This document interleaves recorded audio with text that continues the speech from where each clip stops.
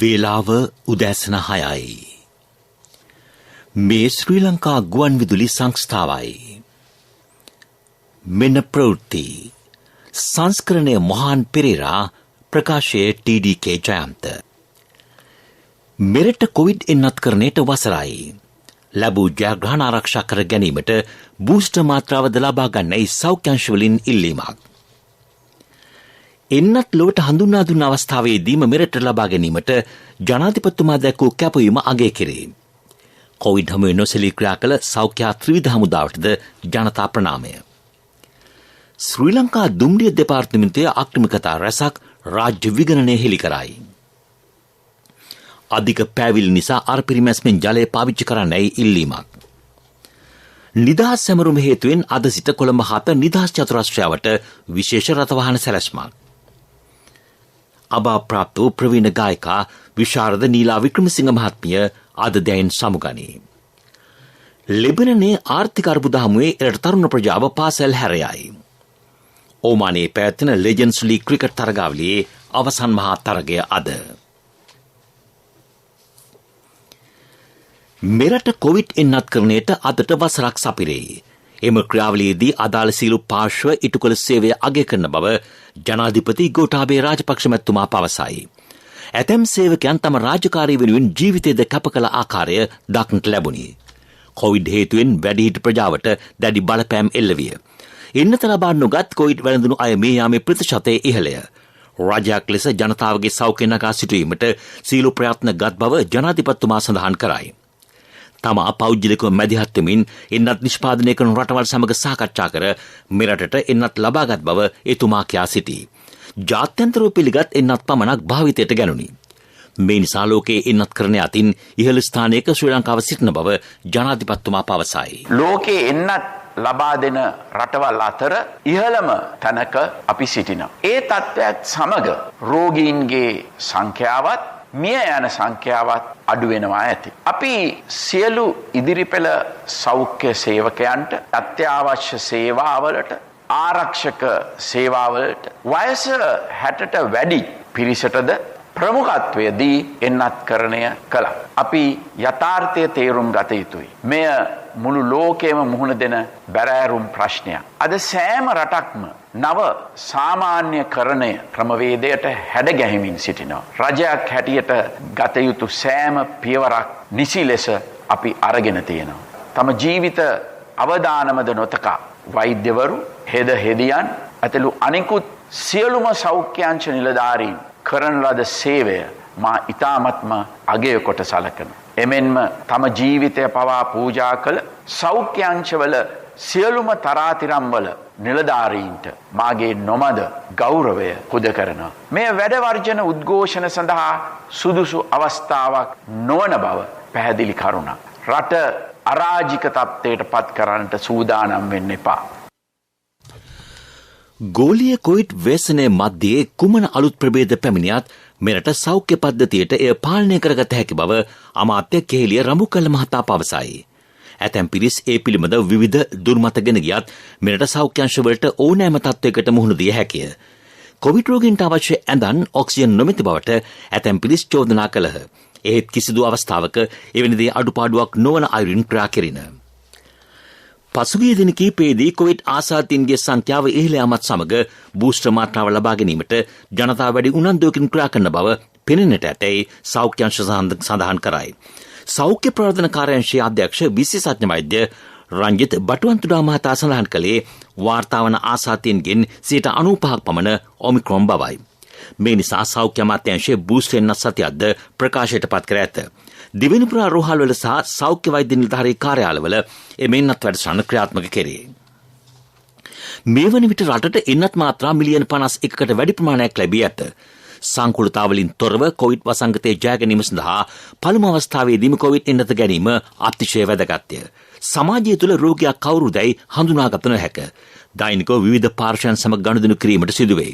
එම නිසා එන්නත ලබා ගැනීම තම ආරක්ෂාවට වැදගත්ය. කොවිඩ් එන්නත් මෙරට ලබා ගැනීමේදී ජනාධිපතිතුමාගේ කැපවීම විශිෂ්ට බව යුද හමුදාපති ජෙනරාල් ශවේන්ද්‍ර සිල්වා මහතා පවසයි.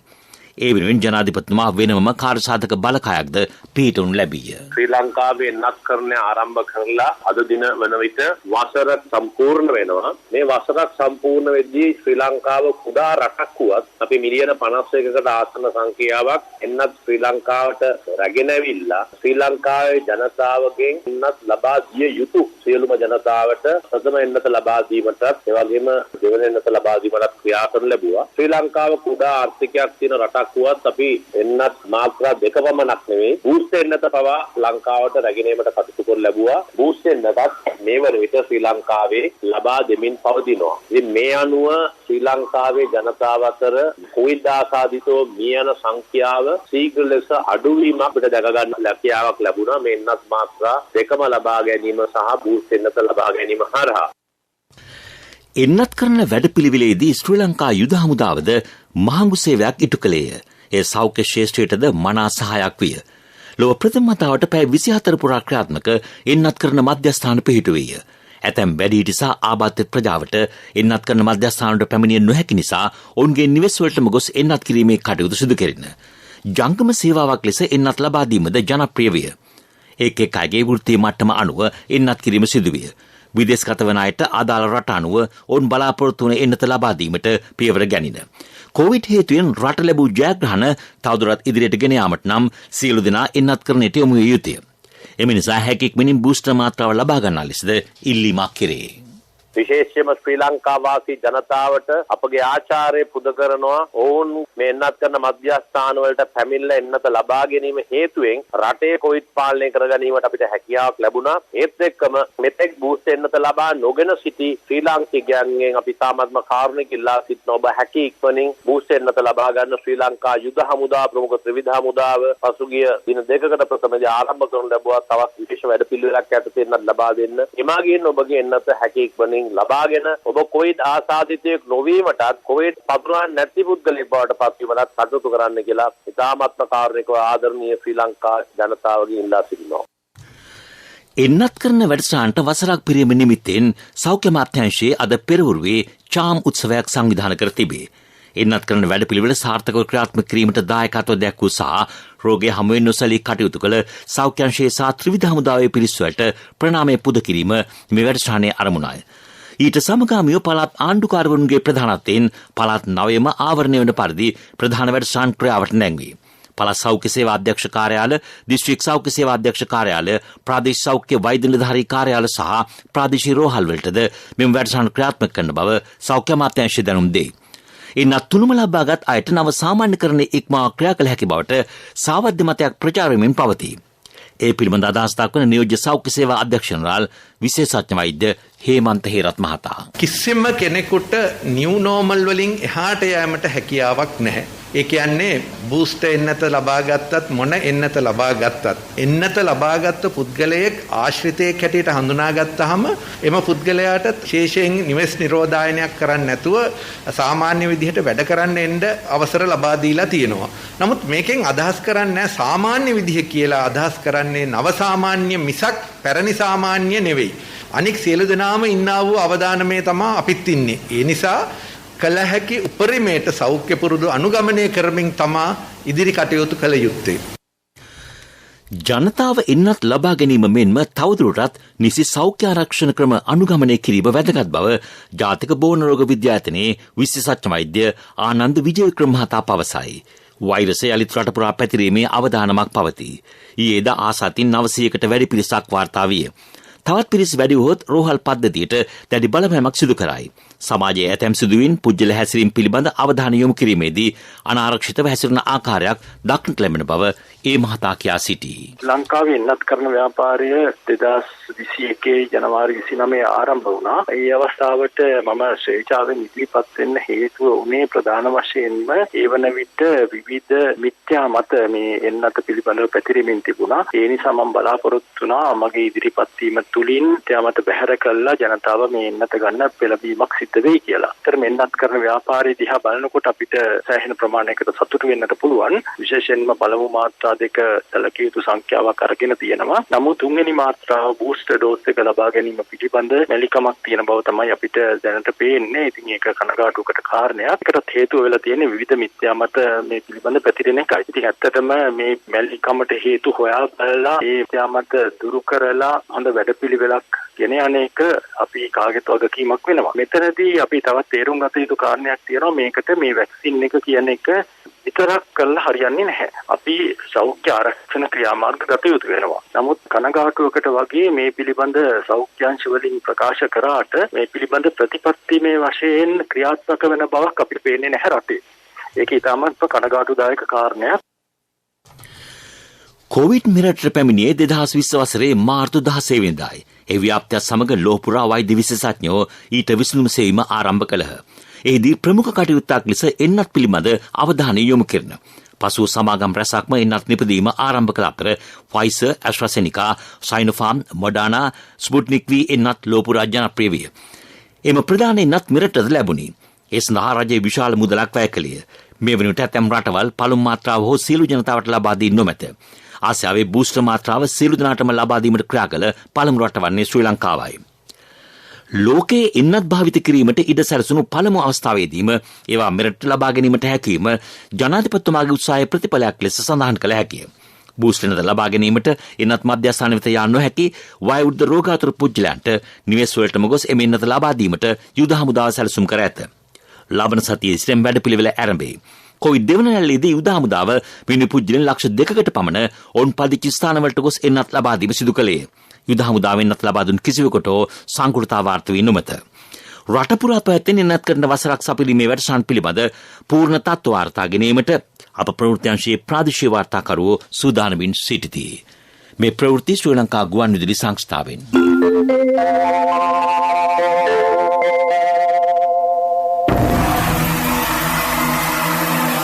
One minute with Godhabaya. සැප්තැම්බර් මාසෙක 85000ක සංචාරකයෝ ආවා.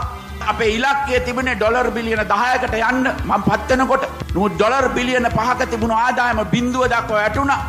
දැන් අපි සංචාරක ක්ෂේත්‍රය දියුණු වෙගෙන යනවා. ශ්‍රමිකයන් දැන් යන්න පටන් ගන්න තියෙනවා නැවතත්.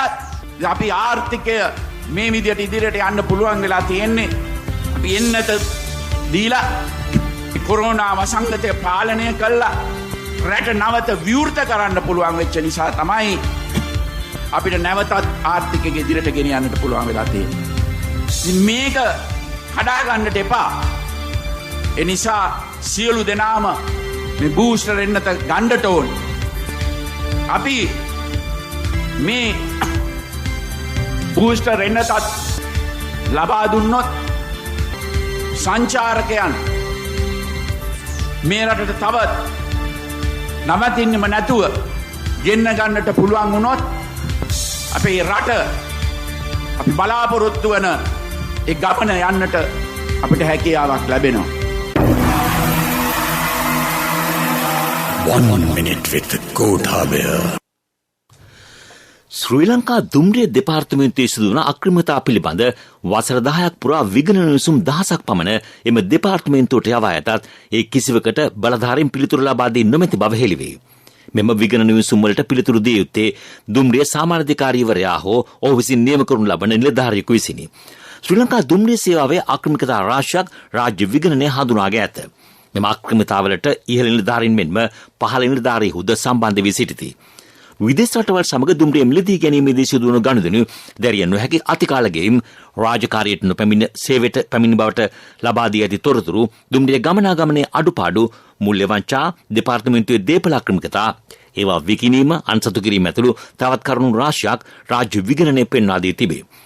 මෙම විමසීම් වලින් අදාළ කරුණු වලට හේතු විමසා ඇති අතර ඒවා සිදු කළ නිලධාරීන්ට එරෙහිව ගත යුතු දඬුවම්ද යෝජනා කරනු ලැබේ. අතිකාල වංචා කළ වෘත්තීය සමිති නායකයන් දෙදෙනෙකුට එරෙහිව මීට මාස 2කට පෙර විගණන විසුම් යවා තිබේ. ඒවාටද කිසිදු පිළිතුරක් නොමැත. අදාළ පුද්ගලයන්ට දෙපාර්තමේන්තු මට්ටමින් පරීක්ෂණ සිදු කර නොමැත. ඉතාලියේ මිලානෝහි ශ්‍රී ලංකා කොන්සල් ජනරාල් ලෙස සේවය කරමින් සිටියේදී අභාප්‍රාප්ත වූ ප්‍රවීණ ගායිකා විශාරද නීලා වික්‍රමසිංහ මහත්මියගේ දේහය පිළිබඳ අවසන් කටයුතු බොරැල්ල කනත්තේදී අද පස්වරු 4ට සිදු කෙරේ. දේහය මේ වන විට පැපිලියාන දෙහිවල පාරේ අංක 85 එක දරණ ස්ථානයේ තැන්පත් කර ඇත. හදිසි ඇතු හෘදයාබාධයක් හේතුවෙන් රෝහල්ගත කිරීමෙන් පසු ඇය ඉකුත් 17 වෙනිදා ඉතාලියේ මිලානෝහිදී අභාප්‍රාප්ත වූවාය. මීළඟට ප්‍රමුඛ පුවත. ප්‍රමුඛ පුවත ඔබ වෙත ගෙනෙන්නේ සෑම ගෙදරකම සිටිය යුතු වෙද මහත්මයා සිද්ධාලේප. 74 වන නිදහස් දින සමරුම් උළෙලේ පෙරහුරුව හේතුවෙන් අද සිට ලබන 3 වෙනිදා දක්වා කොළඹ හත නිදහස් චතුරස්‍රාවට විශේෂ රථවාහන සැලසුමක් ක්‍රියාත්මක කෙරේ. උදැසන 7 සිට පසළොව 2 දක්වා මේ වැඩසටහන පැවැත්වෙන බැවින් ඇතැම් අවස්ථාවල මාර්ග කිහිපයක් විටින් විට අසා දමනු ලැබේ. එමෙන්ම ගමනාගමනයේද සීමා කෙරේ. මේ නිසා විකල්ප මාර්ග හඳුන්වා දී ඇත. ප්‍රමුඛතම පුවත ඔබ වෙත ගෙන ආවේ සිද්ධාලේප ලක්වියාව. ශක්ති හඬ අවධානය පිණිසයි. මේ දිනවල පවතින අධික පෑවිල්ල හේතුවෙන් උස්බිම් සහිත ප්‍රදේශවල ජල සැපීමේ පීඩනය අඩුවීමට හෝ ජලය නොලැබී යාමට ඉඩ ඇති බව ජාතික ජල සම්පාදන හා ජලාපහන මණ්ඩලය සඳහන් කරයි. අර පිරිමැස්මෙන් ජලය පරිභෝජනය කරන්නේ සියලුම පාරිභෝගිකයින්ගෙන් ඉල්ලීමක් කෙරේ. අධික පෑවිල්ල ජල සැපීමට බාධාවක් නොවුවත් ජල පරිභෝජනයේ සීඝ්‍රයෙන් ඉහළ යාම ගැටලුවකි. එබැවින් මල් පාත්ති ගිවුතු වගා සඳහා මෙන්ම වාහන සේදීමේ කටයුතු වලට පිරිසිදු ජලය භාවිත කිරීමෙන් වළකින ලෙස ඉල්ලීමක් කෙරේ. විදෙස් පුවත්. ලිබනනයේ ආර්ථික අර්බුදය රට යොවුන් ප්‍රජාවට දැඩි ලෙස බලපා තිබේ. බොහෝ තරුණ පිරිස් පාසල් හැර යාමෙන් සිටින බව යුනිසෙෆ් සංවිධානය පවසයි. විශේෂයෙන් තම පවුල්වල ආර්ථික අර්බුද සමනය කිරීම සඳහා යොවුන් ප්‍රජාව විවිධ රැකියාවලට යොමුවීම සිදුවෙයි. ලෙබනන් අධ්‍යාපන ආයතන වලට බඳවා ගැනීම 60% සිට 43% දක්වා පහළ වැටි ඇතැයි සමීක්ෂණයක් පෙන්වා දෙයි. පවතින තත්ත්වය හමුවේ ඔවුන්ට යහපත් රැකියාවක් සොයා ගැනීමට හැකියාවක් නොමැත. මෙවැනි තරුණයන්ගේ මාසික වැටුප ලෙබනන් පවුම් 1,60,000කි. ඒත් එය සමාන වන්නේ ඇමරිකානු ඩොලර් 64කටය. දිරටේ වන්දනාකරුවන්ට ආගමික සිද්ධාසන වන්දනාමාන කිරීමට වැඩි අවස්ථාවක් සැලසීමේ අරමුණින් ඉන්දියාව සහ පාකිස්තානය සාකච්ඡා කිරීමට සූදානම් වේ. ඒ සම්බන්ධයෙන් ඉන්දියා විදේශ අමාත්‍යාංශය කැමැත්ත පළ කර ඇත. 1974 දී දිරට අතර ඇති කරගත් ආගමික වන්දනා සම්බන්ධ ඒකාබද්ධතා මෙහිදී තවත් පුළුල් කෙරේ. වන්දනාකරුවන්ට ලැබෙන ස්ථාන සංඛ්‍යාව වැඩි කර ගැනීම අපේක්ෂාවයි. තම වන්දනාකරුවන්ට කරච්චි ලාහෝර් සිට ඍජුවම ඉන්දියාවේ පූජනීය ස්ථාන වෙත පැමිණීමට අවසර දෙන්නයි පාකිස්තාන රජය ඉල්ලීමක් කර තිබුණි. ඒ අතර මුළුදුරේදීම ඇෆ්ගනිස්තානයට ආහාරතුළු ආධාර ප්‍රවාහනය කිරීම සඳහා පාකිස්තාන ගොඩබිම් මාර්ගය යොදා ගැනීමට සාකච්ඡා ආරම්භන බවද ඉන්දියා විදේශ අමාත්‍යාංශයෙන් සඳහන් කරයි. පෙරසර සංවර්ධනයක පුවත් සම්පින්ඩනය සංවර්ධන පුවත්. ඔබේ වත්තේ පොල් ගසට පොහොරේදීමෙන් තෙතමනේ සංරක්ෂණයේ ජල සම්පාදනයෙන් සෑම වල්ලකින්ම පොල් ගෙඩියක් වැඩි කරගන්න. අමතර ආදායමක් ලබා ගන්න. තාක්ෂණික සහාය සඳහා අමතන්න 1928. පොල් ගෙඩියක් වැඩි කරගන්න. ආදායම සරු කරගන්න. මේ ඔක්කොම පොල් අකුරෙන් ලියා ගන්න. පොල් පරිශන ආයතනයේ පණිවිඩයක්. පළාත් සභා හා පළාත් පාලන රාජ්‍ය අමාත්‍යාංශයේ පුරනැගුම ව්‍යාපෘතියේ ආධාරය යටතේ මේ වන විට ප්‍රාදේශීය සභා ගොඩනැගිලි 6ක් ඉදිකර අවසන් බව එම අමාත්‍යාංශය සඳහන් කරයි. ඒ සඳහා වැය කළ මුදල රුපියල් මිලියන 300කට අධිකය. මදුරන්කොළිය දුන්කන්නාව පොල්ගහවෙල කුරුණෑගල නාරම්මල පොල්ගොල වැනි ස්ථානවල අදාළ ව්‍යාපෘති ඉදිරිපත් කර ඇත. පෙරසර සංවර්ධනයක පුවත් සම්පින්ඩනය සංවර්ධන පුවත්. ඔබේ වත්තේ පොල් ගසට පොහොරේදීමෙන් තෙතමනේ සංරක්ෂණයේ ජල සම්පාදනයෙන් සෑම වල්ලකින්ම පොල් ගෙඩියක් වැඩි කරගන්න. අමතර ආදායමක් ලබා ගන්න. තාක්ෂණික සහාය සඳහා අමතන්න 1928. පොල් ගෙඩියක් වැඩි කරගන්න. ආදායම සරු කරගන්න. මේ ඔක්කොම පොල් අකුරෙන් ලියා ගන්න. පොල් පරිශන ආයතනයේ පණිවිඩයක්. ක්‍රීඩා පුවත්. ඕමානයේ පැවැත්වෙන ප්‍රවීණයන්ගේ ලී ක්‍රිකට් තරගාවලියේ අවසන් මහා තරගය අද පැවැත්තේ. ඒ සඳහා ආසියානු ලයන්ස් කණ්ඩායම සහ වර්ල්ඩ් ජයන්ට්ස් කණ්ඩායම සුදුසුකම් ලබා සිටිති. තරගය රාත්‍රී 8ට ආරම්භ වීමට නියමිතයි. ආසියානු ලයන්ස් කණ්ඩායම වෙනුවෙන් ශ්‍රී ලංකා ජ්‍යෙෂ්ඨ ක්‍රීඩකයෝ රැසක් ක්‍රීඩා කරති.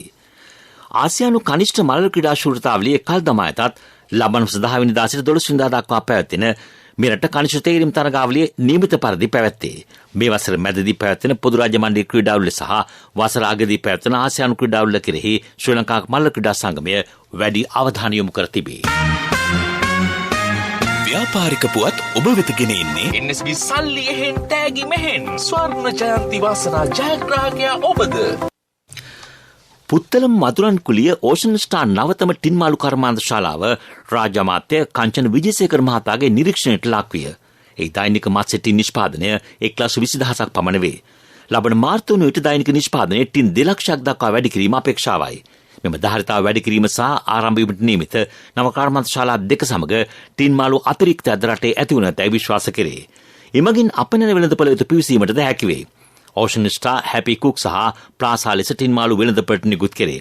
මේ තත්ත්වය හමුවේ ඉදිරියේදී ටින් මාළු ආනය නතර කිරීමට බලාපොරොත්තු වේ. ඉවතල මත්ස්‍ය කොටස් මගින් නයිට්‍රජන් දියර පොහොර නිෂ්පාදනය කෙරේ.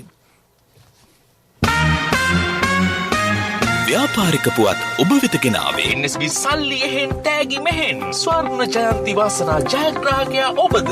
NSB ස්වර්ණ ජයන්තිය වෙනුවෙන් සුපිරි ජයග්‍රාහකයාට රන් පවුන් 50ක්, දෙවැනි ජයග්‍රාහකින් 10 දෙනාට ස්කූටර්, දෙවැනි ජයග්‍රාහකින් 10 දෙනාට iPhone, සිව්වැනි ජයග්‍රාහකින් 29 දෙනාට මවුන්ටන් බයික්. 2021 ඔක්තෝබර් 1 වෙනිදා සිට 2022 දෙසැම්බර් 31 දක්වා NSB U Trust හරහා අවමය වරකට ඇමරිකානු ඩොලර් 100ක් හෝ ඊට සමාන ඕනෑම විදේශ මුදලක් 3 වතාවක් එවන්න.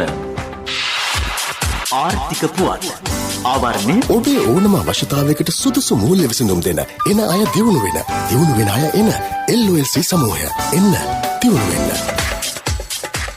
ශ්‍රී ලංකාව මේ වසරේ ගෙවීමට ඇති ජාත්‍යන්තර ස්වෛරීත්ව බැඳුම් කරවලට අදාළ ණය සම්බන්ධයෙන් සහනයක් ලබා ගැනීම සඳහා එම බැඳුම් කර හිමියන් සමග සාකච්ඡා කරමින් සිටින බව අමාත්‍ය බැසිල් රාජපක්ෂ මහතා පවසයි.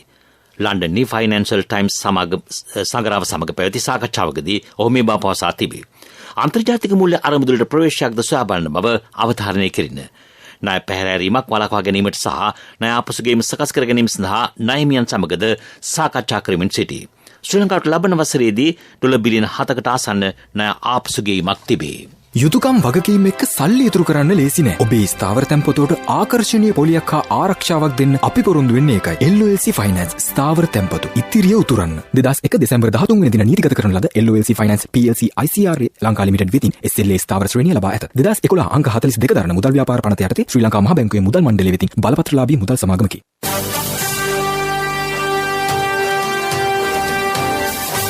කාලගුණ වාර්තාව උතුරු මැද නැගෙනහිර සහ ඌව පළාත්වලත් පුත්තලම දිස්ත්‍රික්කයේ වරින් වර වැසි හෝ ගිගුරුම් සහිත වැසි ඇතිවන බව කාලගුණ විද්‍යා දෙපාර්තමේන්තුව පවසයි. උතුරු පළාතේ ඇතැම් ස්ථානවල මිලිමීටර් 50ට වැඩි තරමක තද වැසි ඇතිවිය හැක. සබරගමුව සහ මධ්‍යම පළාත්වලත් කළුතර ගාල්ල සහ මාතර දිස්ත්‍රික්කවලත් රාත්‍රී කාලයේදී වැසි හෝ ගිගුරුම් සහිත වැසි ඇතිවිය හැක. ඊළඟට දවසේ සටහන.